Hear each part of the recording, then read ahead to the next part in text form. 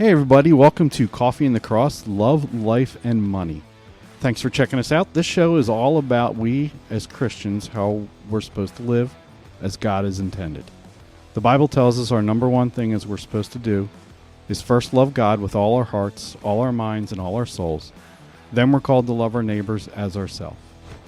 Those around Jesus asked who our neighbors are, and Jesus told the parable about the Good Samaritan. But I mean, come on, that was like 2,000 years ago. What's it look like today? Well, in this show, we're going to tackle some of the difficult topics for us, including loving our neighbors, living our lives dedicated to God, and that includes finances and possessions.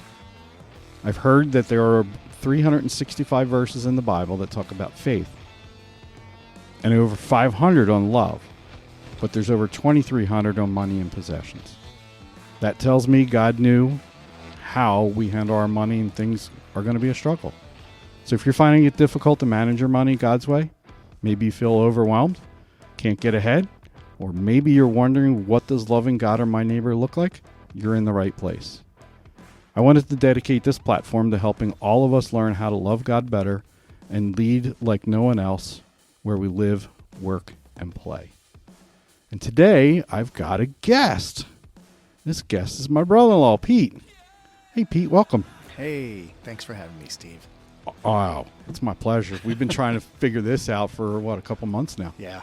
Get together and make it's it all my happen. fault. Sorry. Yeah, it's nobody's fault. Life happens, right? Yes. Life happens. So, Pete, tell us all about yourself. All right. So,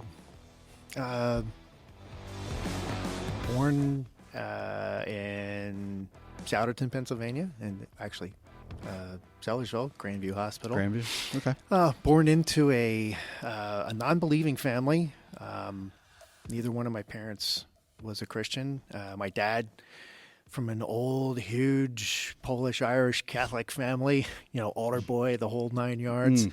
My mom was raised Episcopalian, not a believer.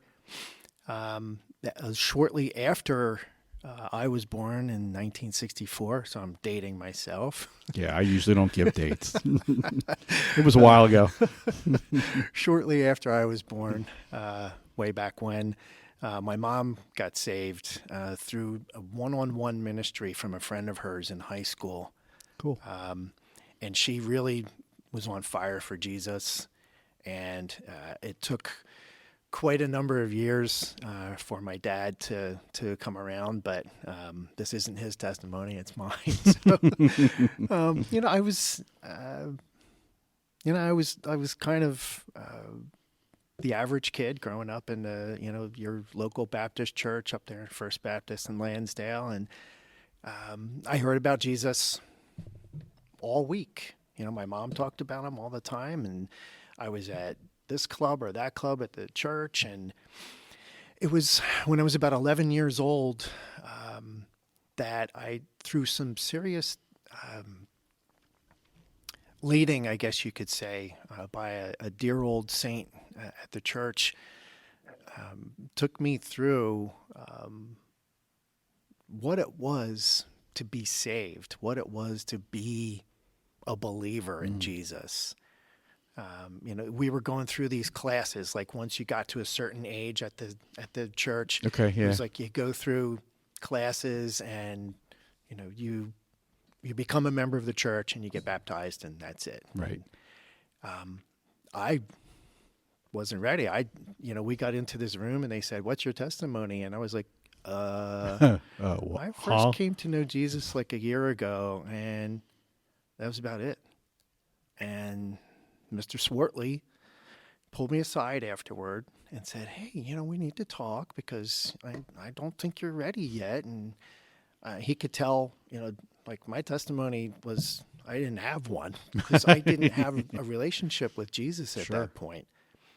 And he lovingly, for the next 2 months, just took me through on Wednesday nights, on Sunday mornings.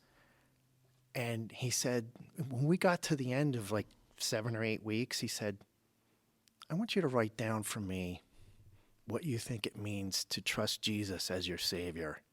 Cool. And what it means to be born again. And when I did, he just hugged me. And I was like, wow, I get this. I guess I really did get right. this stuff. And, so I was, the fall of 1976, Easter morning of 77, I was able to go out there with all the other people that were being baptized at the sunrise service and say, yeah, I have trusted Jesus as my Savior. So, Nice. yeah, I mean, I was really, I had a hunger to find out more about God, Nice. about building my relationship with Him, and learning more about Jesus and who He was. Cool.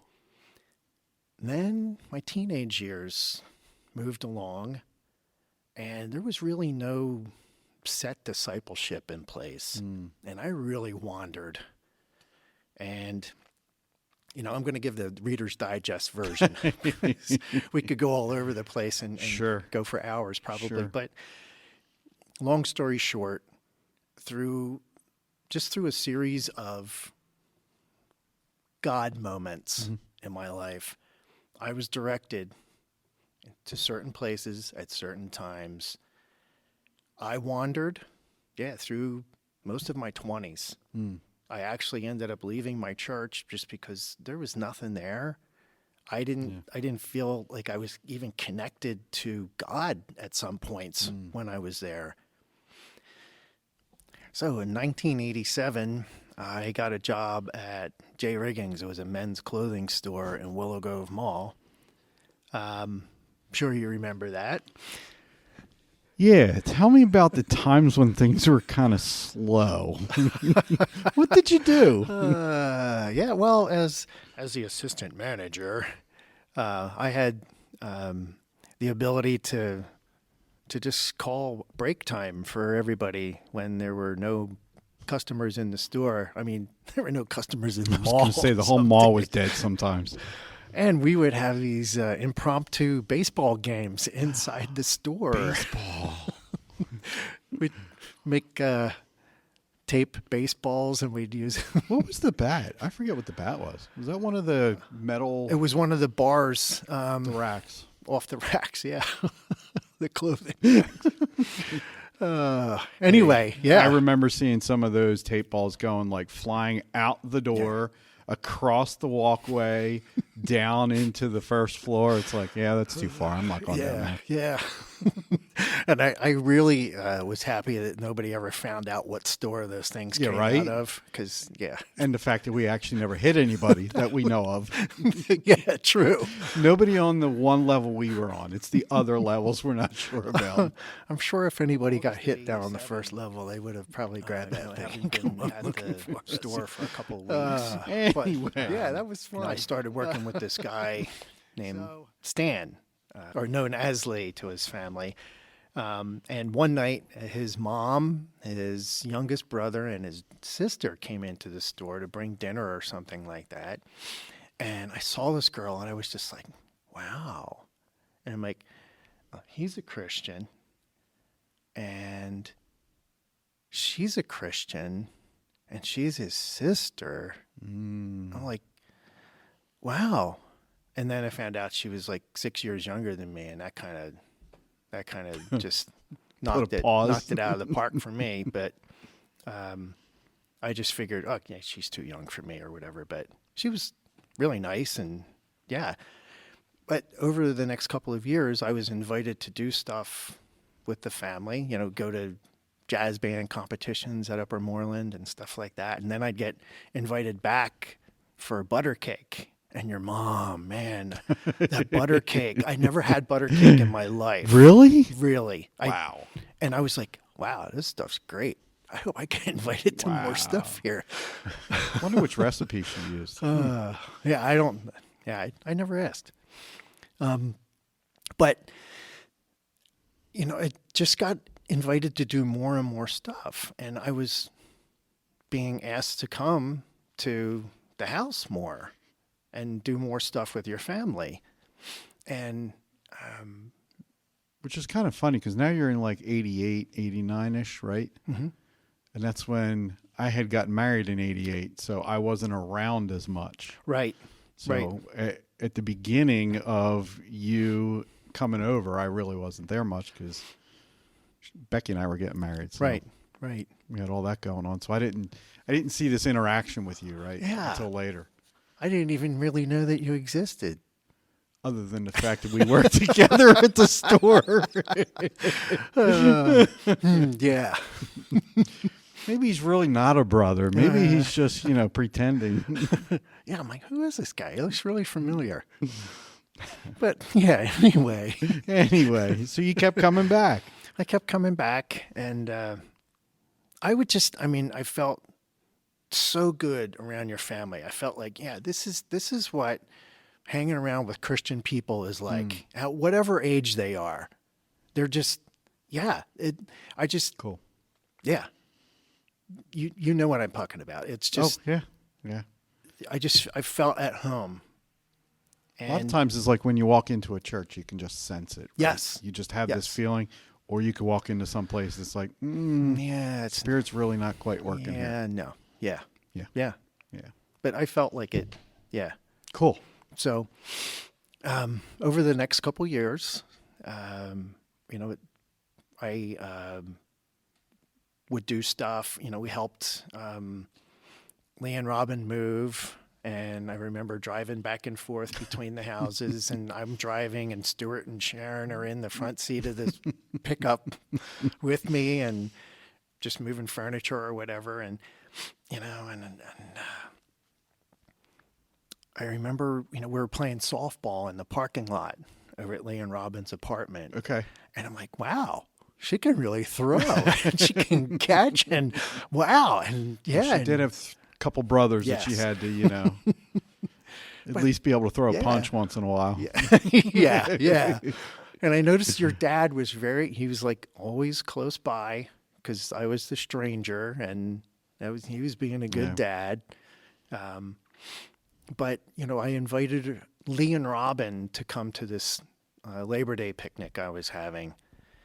This was 92. Okay. And I said, hey, if Sharon's available, tell her to come. And apparently she wasn't going to come because I didn't ask her directly, which now I totally understand. That was kind of like wimpy of me. Right. But she came. And I saw her car coming down the driveway, and I'm like bouncing off the walls. I am so happy. And things like really took off from there. I felt like God just like totally put her in my life to kind of finalize redirecting me. Right. I started going to church, with Sharon and your parents, and I ended up joining the choir at COD, and we were in the Billy Graham Crusade choir in '92. Nice. It was the night that Reggie White spoke. Okay. And I ended up rededicating myself that night. Cool. And I also had I get chills even thinking about it, but I had the extreme privilege of leading the guy next to me to the Lord. Nice. It's Nice. real nice Catholic guy who was totally convicted. He's like, up until tonight, I thought I was a Christian. And I walked him through everything along with another guy that was there.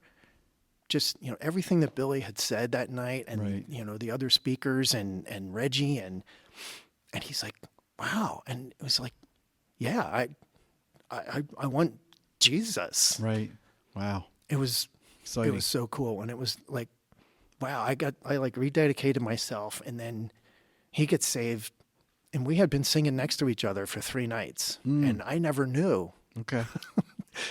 But so from 92, we jump forward a few years, and, it's 1994, January, and I'm just like, Sharon and I aren't engaged yet. We're trying to wait and all that stuff. And we went to Longwood Gardens, and we're walking around. This was like right after Christmas. Okay.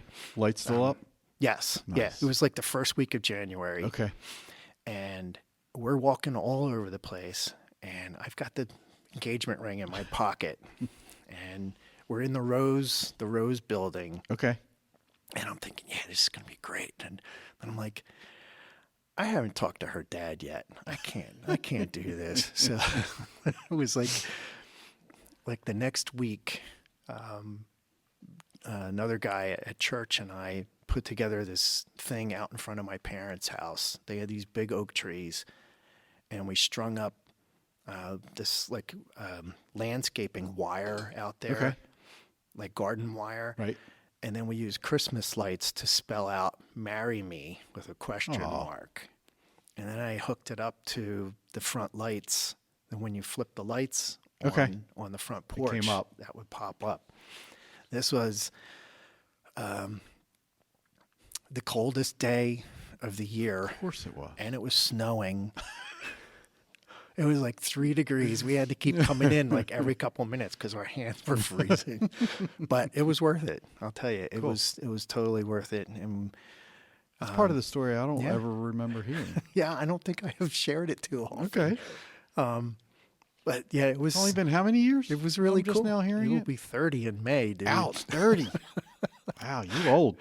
Ouch, yeah. You're coming up on 37. We've been 38? together for 40. Okay. So this year will be 37. 37. Yeah.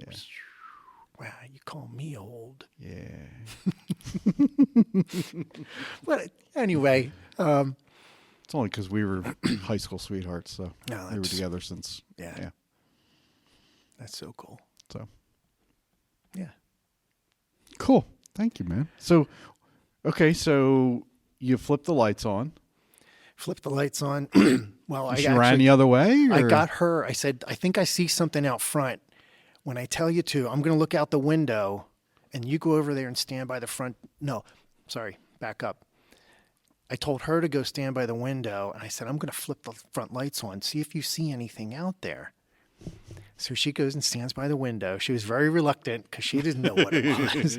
So I flipped the light switch, and the lights came on, and she just puts her hands over her mouth,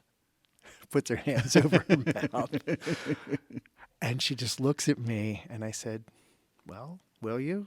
And she said yes. And What do you see? the rest is history. I had Nice. I had set up a video camera, and my parents had one of those corner cabinets Okay. in their dining room, and I had the video camera concealed in there, and And did it work? it worked. Awesome. Yes, it did. It was so cool. Cool. She said yes. We got married May of '95.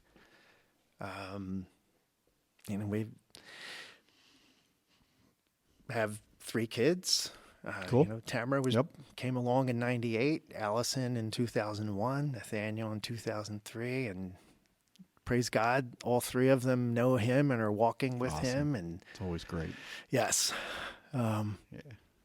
yeah, and Cool. just different things over the years, and moving forward, to like 2013 or so, I was getting ready to start an MBA in project management at doing online at Liberty, and Cool. I felt God say, no, that's not what I want for you. So I stopped, and I backed out, and I flipped my enrollment over to the School of Divinity and did a master's in theological studies instead. Cool. I really felt called to write and teach. Okay. And during the time when after Tamara's accident in 2009, and if people want a full story, I could probably do that some other time. But Yeah, we can do that again sometime. yeah, during the 6 weeks that she was at Children's Hospital, I really just my talent, I guess you could say, that God gave me. It's not me; it's all Him. But just to write expressively, I guess you could say, from the first night. I went to the lounge there at CHOP, And an hour and a half later, I was finishing up an email to about 50 or 60 people. And that list grew to over 200. Wow. This is before Facebook, so Right. it had to be emails. But long story short, I felt like, just with different things that different professors would say at school and just his leading, I really felt like I needed to write for him. Cool. And, teach the word. I have opportunities to do that here and there. And currently looking for More opportunities? more opportunities. Yes. And, we'll see what God has. Yeah. We're trusting him. He's never let us down. Why would he start now? Right. Right. Um, So, quick question. Yes. Going back to the time that you felt comfortable, you had said something about how you felt that this was God's way of bringing you back to him. Mm-hmm. Did you know that, or did you sense that at the time, or is that something you felt later? That's something I felt later, honestly. Okay. I mean, I could see when you get a few years down the road, it's always easy to look back and see how he was directing and how all the pieces were just falling into place where he wanted them, Right. not where I wanted them, because I mess it up if I do it myself. Really? I feel like I do that all the time. Yeah. That's like my lot in life is to mess things up. Yeah. I heard something interesting on the way here. If I could just Yeah, go have for a it. minute or two. David Jeremiah. Okay. And I don't remember who he was quoting, but it was a great little story. And he's talking about Christians and how about we get knocked down, but we never get knocked out. And he said there was this guy who said, "Oh yeah, Christian life is simple. You get knocked down, you get back up. You get knocked down, you get back up. You get knocked down, you get back up, all the way to heaven." And that's our lives. I mean, Yeah. we're not perfect. We are flawed. But praise God, when we do mess up, he's faithful and just to forgive us our sins and cleanse us from all unrighteousness after we repent. Right. Right. It's crazy that some people believe that you have to clean yourself up before you come to God. And I've been going back through The Chosen. So that's part of my quiet time in the morning, right? Okay. So I'm reading, I do the Bible app, little devotional. Then I have a Craig Groeschel 365 little devotional, almost like Daily Bread type devotional. Life Church, right? Yeah. Yeah. Yep. Yeah, but there's dates but no days. So March 20th today, right? I read that. Then usually I'll, as you know, we're pretty musical. We're into music around our house. So I'll like listen to old hymns or worship songs or something to keep my mind in that mode. And then I'll watch an episode or at least half of an episode of The Chosen and try and glean out of that what I can get. And it's funny because the past 2 episodes, somebody said, but no, I'm a mess. And they're like, yeah, so are all of us. And he really wants you. And he's coming after you. He's seeking you. He's looking for you. And yeah, you're not going to get cleaned up until you get with him anyway. So Right. you might as well just do it now, basically, right? It's just interesting, the mindsets. Yeah, I always like it when people say, "I found God" or "I found Jesus," and I'm like, no, he's not the one that's lost. He knows where he's at, Right? Yeah. Thankfully, right? I mean, he's the one been pursuing you this whole time. right? You just finally like opened your eyes and said, "Yeah, Yes. that's interesting." Yeah. Yeah. So very cool. So you did biblical studies, and you were writing. Are you still writing emails? Yes. Okay. Well, I do posts. Okay. Under the Thought Provoking Christian. Okay. I had stopped. We actually did a social media fast for the month of February, and I'm just kind of getting back into the swing. Okay. either on Instagram or Facebook. Which one is does it matter either place or?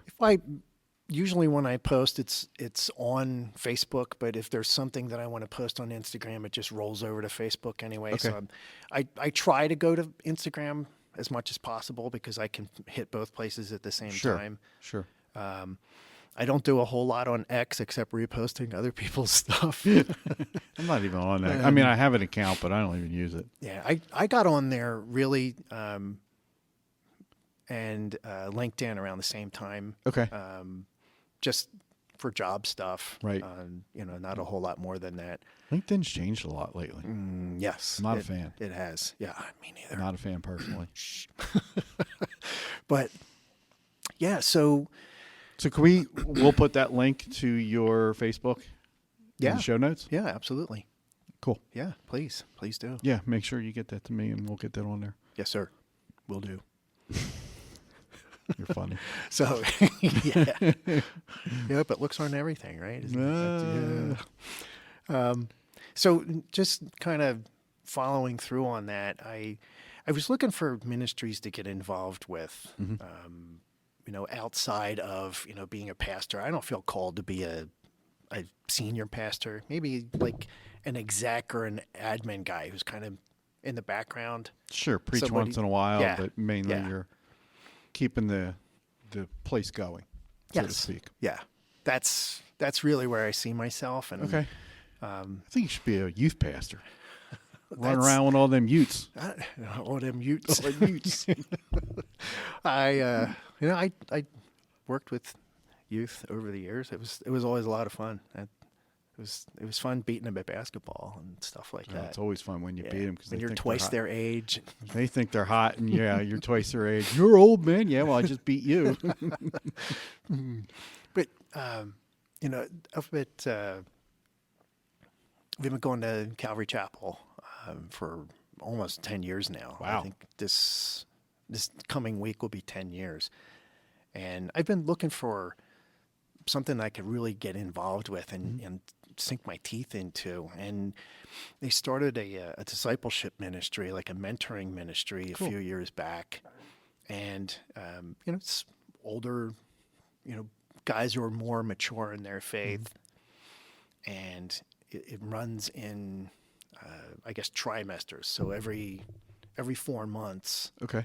we will switch off and get somebody new. Okay. And that keeps the younger guys getting somebody fresh, and you're getting new perspectives and things.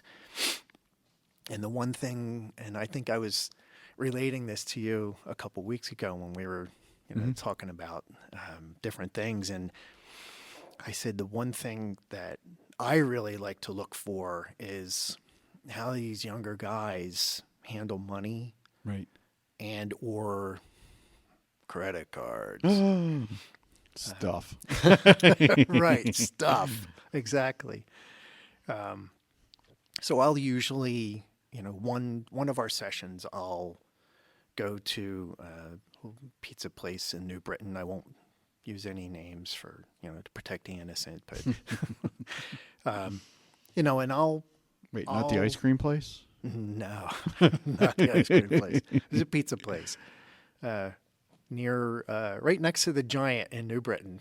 Now, everybody that knows where that is knows who I'm talking about. Right.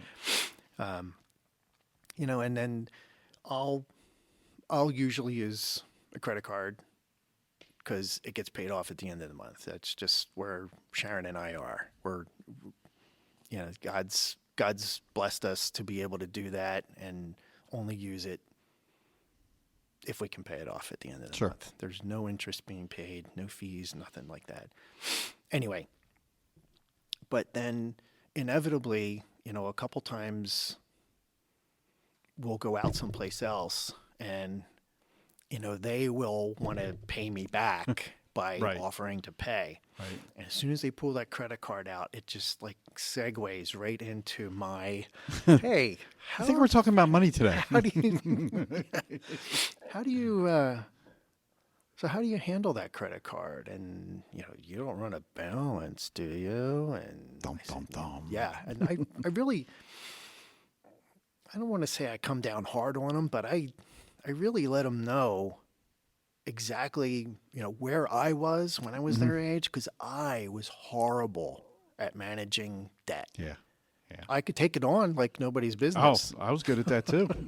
Use one credit card to pay off the other one, Right. and that kind of thing. And Right. You get to 0%, you just keep floating it between a Yep. bunch of them, which I don't think there's any 0% at the moment. But it's coming. Yeah, yeah. Anyway, it really gives me an opportunity to really get into a different area. We talk about all kinds of stuff from a biblical perspective, but very often you don't get the opportunity to talk about money and what God says about money, Right. and how we're supposed to handle it. Right. So that's been a huge blessing. I really feel like, the discipleship ministry itself has just let me flourish. Nice. And God has blessed me so much. Awesome. Just being able to hang out with these guys and pour into them and teach them in the Word and just watch them grow. And, the last guy I had, a younger guy, he'd only been saved for about 8 months. And he was just on fire and learning so much about the Bible and memorizing scripture like you wouldn't believe. And it was pretty cool. That's awesome. Yeah. That was one of my not good things.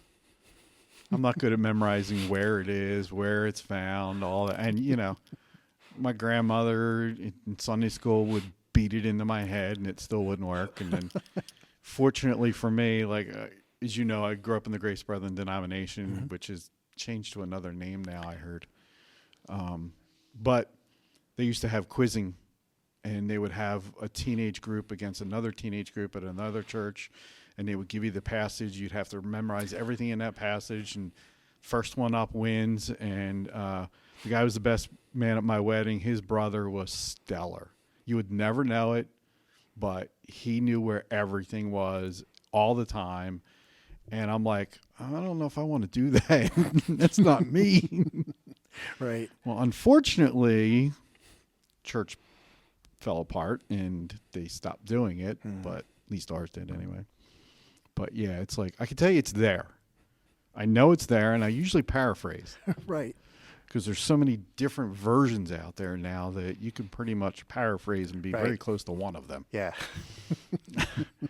But to ask me where's that found? Give me a minute. Let me look it up.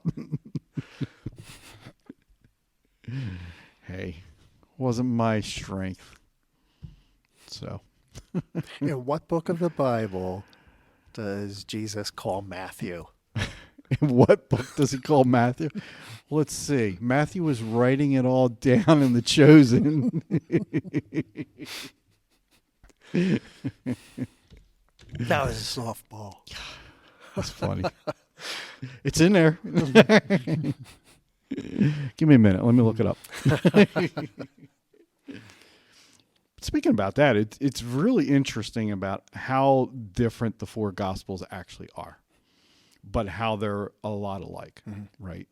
And I heard somebody say the other day, well, that just proves that they were written by fallible men. We're like, well, yeah, but there's a theme that runs through all of them, and it's like a car accident. You talk to four different people, you're going to get four different thoughts on that car accident. How it happened, whose fault it was, who hit who blew the stop sign. You'll get different things, but the Gospels are the same exact way. It's all talking about the same thing. It's just from a different perspective. Right. So just interesting. I was doing a study on that with the resurrection, and when the women went to the tomb early in the morning. Okay. Was it just before dawn? Was it still dark? Was it dawn early even in the there? morning? It's each different version Right. or each gospel says, one says it was still dark. The other one says just before dawn. Which it can be still At dark sunrise. just before dawn. Was first light out yet? Yeah.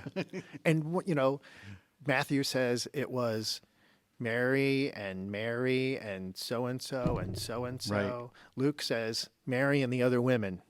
Because Luke is just like, let's get to the point. Everybody already knows who was there. Right. I don't need to spell Right. all that out. Right. You know, Sorry, It's- something just came to my mind. Keep going. I'll tell you in a minute. that's fine. But I did this study last year doing one of the discipleship sessions, and I went through and I painstakingly put down all of these alleged contradictions Okay.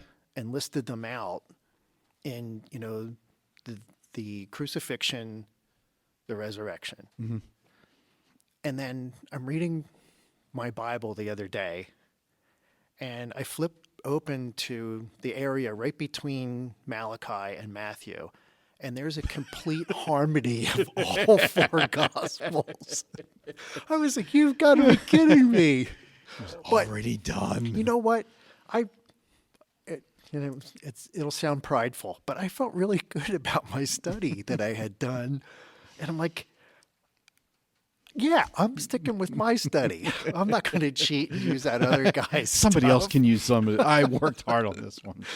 But yeah, it was, it's amazing. It's all about perspective. Yeah. And, Matthew was writing from an eyewitness standpoint. Luke was writing as a reporter after the fact. Right. He's gathering all this Right. information and putting it down from everything he got. Right. Yeah. I like the way they're portraying in The Chosen. They're portraying Matthew. Have you seen the shows yet? No. You gotta watch it. It's going to put a different perspective. It puts you there Okay. as if you're a bystander, and you see the calling. You see Matthew as the tax collector, and then you see the woman at the well, and you see him calling everybody, and just how it all works. It's kind of like Charlie Kirk when he had said he went over to Israel, and he felt where all of the Bible happened. Right. And so it's the same idea, but I'm a video guy, so boom. Anyway, you were talking about how Luke was like, let's get to the point, right? Right. And I told you as we were walking up that Becky and I are reading through the Bible chronologically. Yes. Leviticus could probably be half the size it is if he wouldn't go with, I told Moses to tell them, and then Moses went and told them everything he just told them. It's like one chapter, the next chapter. It's like, okay, let's just cut this one part out. And Moses went and told him. Okay, next. I told Moses. Well, the whole book takes place in what, a month? Yeah, it's 30 crazy. days? Yeah. Feels like it's taken us a month to read it. No, we've been doing Leviticus at church for the Okay. past 2 months. It's a shorter time to write it. Yeah. That's funny. Yeah. Anyway, so you're discipling these guys, and you have opportunities to talk about money and talking about budgets or just money in general. How are you? Money in general. Okay. I touched on budgeting with the one guy who really was asking me about it, and Okay. I am not a master budgeter. And, I freely admit that to my shame. But fortunately, Sharon does a great job with all that stuff. Good. She keeps us kind of Floating along. in focus with that. Yeah. So Dave Ramsey uses the term nerd and free spirit. The nerd is the one who goes up the mount, makes the Excel spreadsheet, and brings it down and presents it to the free spirit. And the free spirit just looks at it and says, yeah, whatever. Am I to assume, not that I'm calling my sister a nerd, but am I to assume she's nerd-esque? No, I think, let me back up. I'm the nerd Okay. when it comes to that stuff. Okay. She's the great woman behind the nerd. Gotcha. She keeps me heading in the right direction. Okay. She's But- that helpmate. Yeah. Oh, I couldn't ask for a better one. Yeah. Yeah. Just Crazy how that happens too, right? When you're not. one blessing after another. Yeah. So undeserved. Yeah. Oh yeah. Same here. Same Yeah. here. I do all the stuff on the financial side. Okay. I wouldn't. Yeah, I wouldn't. She's definitely not a free spirit. Okay. She's the nerd behind the nerd. She keeps me pointed The in the nerd's right nerd. direction. Yeah. I know she's really good with a sail. yes. She's yeah. She could teach some women some stuff about sailing. Absolutely. Sailing. Sailing. Buying cheap. Buying inexpensive. Let me rephrase that. Yes. Yeah. I mean, thrift stores. Yeah. Let somebody else pay the depreciation. It's like a car. Absolutely. Right? Never buy a Absolutely. brand new car unless you're a millionaire, because let somebody else take that 30% hit. Mm-hmm. We've done that on the past 4 cars. Yeah. Yeah. Yeah. Yeah. The Honda we got, the Odyssey we got as a 3-year-old lease return. Okay. It had 32,000 miles on it. It was a 2005. We got it in 8, and we just got rid of it a year and a half ago. Wow. With almost 200,000 on it. Needed a new timing belt, and I'm like, yeah. No, I'm not sinking 900 to 1,100 into this at this point. So. Right. But still. Yeah. And if you plan for it, you save up for it, right? Yep. You're not taking that huge loan out, $40,000 loan. Oh, my word. I just saw the average new car payment is like $750 a month, Yikes. and the average lease is $4 something Wow. for something you don't own. Wow. It's crazy. Yeah. And how hard do you have to work for that, to make that, just for one car? Right. Now you have another car. Right. And you have the mortgage, and you have this, and you have that, and you have kids. You're underwater, Yeah. and you're crying poor because you made a lot of poor decisions. And then, you wind up just struggling, stress. I'm part of a networking group, and today's commercial for me was, we get to give a 30-second commercial. Okay. And today's commercial was, over 50% of employers know that financial stress has a significant impact on the work of the employees. 49% of employees, doesn't matter what they make, whether it's minimum wage or well paid over $100,000, admit financial stress impacts their work. I read that study the other day, and I'm like, you've got to be kidding. 50%, and nobody's doing anything about it, though. Wow. Right? You would think the employer, knowing they're not doing the best, would maybe have a workplace wellness, Right. like a financial wellness plan. But no, they're just letting them go, and then watching the revolving door and complaining they can't keep people, or guys aren't doing their job right, or whatever. It's crazy. And you have to pay twice as much in onboarding Right. people every 6 months. Right. Yeah. Take that onboarding cost, cut half of that out, and have somebody come in Absolutely. and teach these people. Get them out of debt. Right. It's crazy. You. So, me. Yes, me.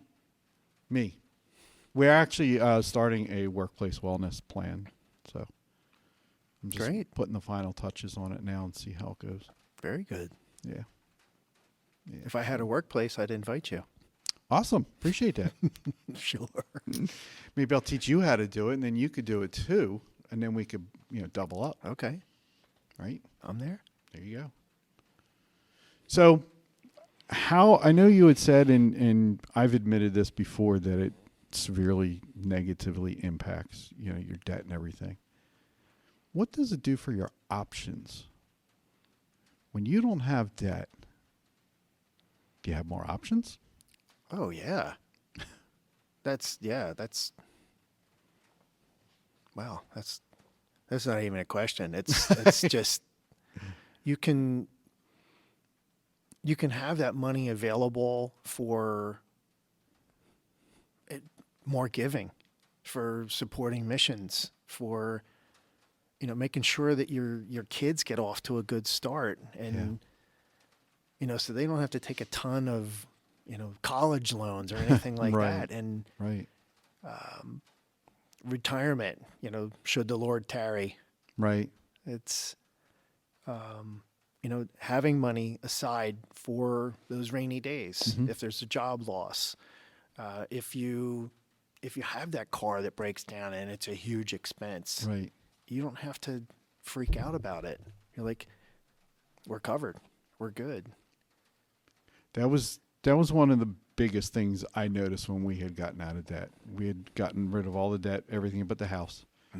And I know, listening to guys like Larry Burkett back in the day and Dave Ramsey and other financial guys, that things just feel different. But until you actually experience it, you don't know how different, whether good or bad, right? Right. And as some of the guys now say, you know what, if you don't like being out of debt, you can always go back in debt. Right. If there's just too many options after you have all this money, then, go back in debt. But it was just crazy, the opportunities that we could, and maybe it's because we were looking more. Okay, God, you've blessed us with this. Is there somebody who needs that? Right. Or or the missionaries, or we just did one of those baby bottle campaigns for the place in Lansdale. Crossroads, or Crossroads, I guess, is a different one. I don't remember which one it was. Yeah, I know what you're talking about. We do one of those every year too. Yeah. I just know that Owen wanted to grab one, and so we took it home. And then I have a change bucket, and I made him fill it. Okay.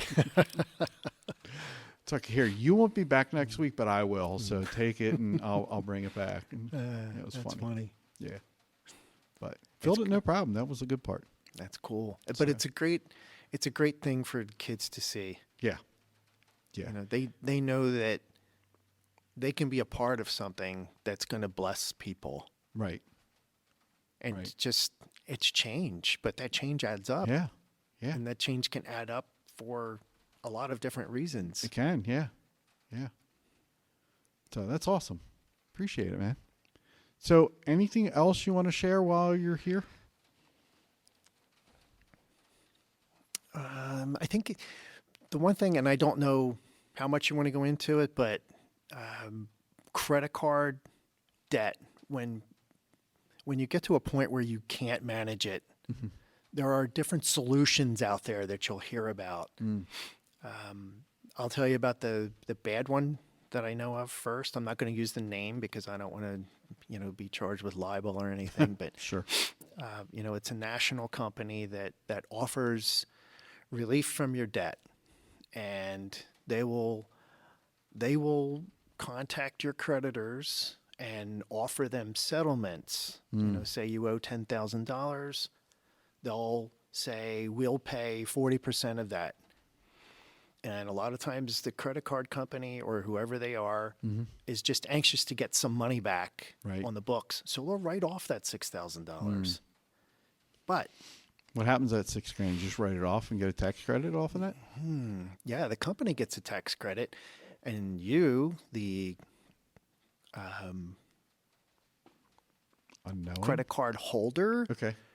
will get a 1099 in the mail, and you're going to have to pay income tax on that $6,000 that was charged off. So now that $6,000 break, you're going to have to pay. Let's say you're at the average tax brackets, like 34, 39%, somewhere around there. Now you're going to have to pay $2,000 in tax on That top you weren't of that. expecting. You're hoping to return, and Yes. your accountant says, well, guess what? And on top of that, now you're looking at a mark on your credit because you had a charged off balance. So, I would highly advise against that. Not only are you're going to incur these penalties either way. You're going to have a bad mark on your credit. You're going to have to pay tax on that money that's charged off. Right. And you're going to have to pay them a pretty good fee to take care of that whole process for you. Yeah. There is another company out there. It's called Trinity Debt Management.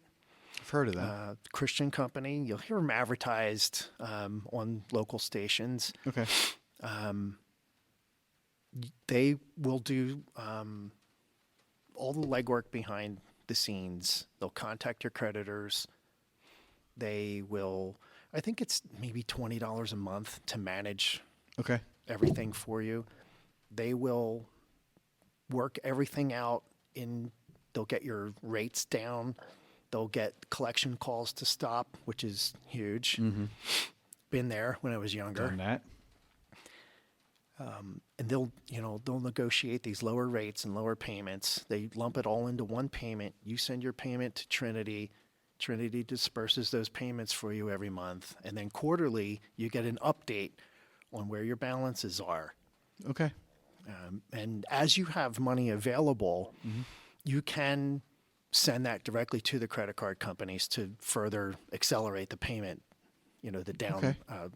paying down of the balances. Right. What they'll do is as you pay off one balance, they just take that amount and just roll it to the next. Kind of like the debt balance. snowball, basically. Right. Yes, absolutely. You're listing your debt smallest to largest, starting Yes. with the smallest, and Knock out the small ones. pay minimum Roll on it. everything. Knock that small one out, parlay it to the next one, the next one, and Right. yeah. It's it's hard. It's hard enough when you get into a situation like that, but then to have companies that are preying on people, like the first option that I spoke about, Right. I think they're predatory. Yeah. And going with another company like the second option, they do actual counseling during this whole process, and they Right. come at it from a biblical perspective. Okay. That's and don't even get me started on student loan fiasco. That's just It's just getting worse and worse. it's so out of control, and people who actually got sucked into that whole thing where our former president said he was going to, eliminate student Yeah. debt and all that. Yeah. There's a very select population who is even eligible for that. Yeah. And if you really cared, you'd stop making the loans. Right. Right. So there's that whole side of it. Yeah, we're going to let some people go, but we're going to keep making these loans. Right. Really? Right. How's that happen? They just, They don't care. our government is famous for that, regardless of what party is in, Yeah. in Oh, yeah. charge. Oh, yeah. Let's just print more money. Print it, baby. Let's lend more money. Yeah. And I strongly caution everybody, but in particular Christians, when you have debts, pay them back. Whatever it takes, pay them back. Yeah. Yeah. I mean, not only is your integrity in question, but you're bringing reproach on the name of Christ. Yeah. I mean, the scriptures clearly say the borrower is slave to the lender. Again, not 100% sure where it is, but I know it's in there. Yes. And it's mentioned enough times that I think it's covered. Yeah, I think so. I know it's in the Old Testament somewhere. Yeah, it's in the New It's Testament somewhere. somewhere too. And I can tell you it's between Genesis 1 and the concordance at the end. right. But I mean, God's very, very clear. God's never unclear about anything. Right. Right. But he's very clear about how we're to handle our money. Yeah. Yeah. I mean, I think the actual count is like 2,365 verses or something like that. Yeah. 365, don't be afraid, do not fear. I mean, one for every day. Yep. But 2,300 on our stuff and our money. You think that's important to God? You think? You think? It's kind of, yeah. But we just don't get it still. No. We still don't get it. Yeah, how many verses are in the Bible? Do you know? Oh, goodness. A lot. I know. forget. I was just curious what the percentage actually was, right? The 2,300 verses versus the whole thing. We'll have to come back to that. Yeah, we will. We have to do a whole nother segment. Sure. Awesome. All right. Well, Pete, thanks. Appreciate Absolutely. it. Thanks for having me. I appreciate anytime, it. man. We'll do this more often. My pleasure.